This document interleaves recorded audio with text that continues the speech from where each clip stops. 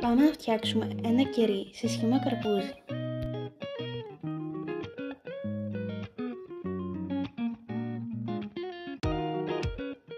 Θα πάρουμε ένα κόκκινο και ένα πράσινο φύλλο και θα τοποθετήσουμε το κόκκινο φύλλο λίγα χιλιοστά πάνω από το πράσινο. Αν τα φύλλα είναι σκληρά θα χρειαστούμε ένα θερμοπίστολο για να τα ζεστάνουμε ώστε να είναι μαλακά. Τους καλοκαιρινούς μήνες δεν είναι απαραίτητο. Στη συνέχεια πατάμε στην ένωση για να κολλήσουν. Θα προσθέσουμε το φυτίλι στην άκρη.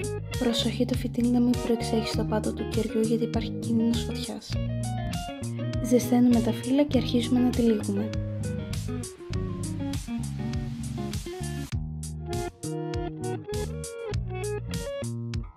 Αφήνουμε λίγα εκατοστά στο τέλος για να ενώσουμε με το επόμενο φύλλο.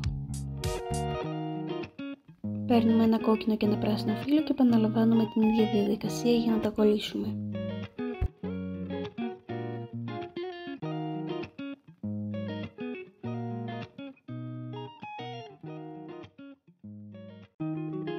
Κολλάμε το νέο αυτό κομμάτι στο τέλος του ήδη τυλιγμένου κεριού, πιέζοντας με τα δάχτυλά μας ελαφριά και αρχίζουμε να τυλίγουμε.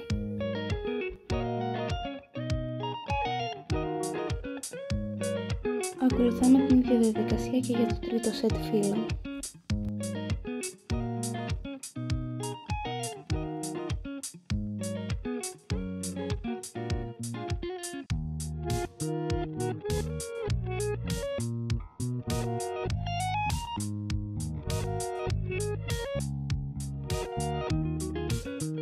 Ζεσταίνουμε και πιέζουμε το φύλλο για να κλείσει.